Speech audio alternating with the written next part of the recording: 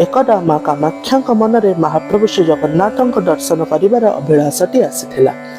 गोटे मध्यवयस्का नारीर रूप धारण करी माँ निजर यात्रा आरंभ करथिले श्रीक्षेत्र अभिमुखे।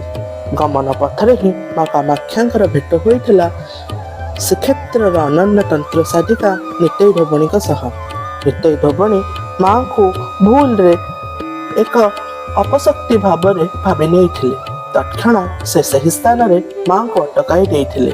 परवर्ती समय रे माँ का असल परिचय पाई निताई निज भूल बुझी पारिथिले।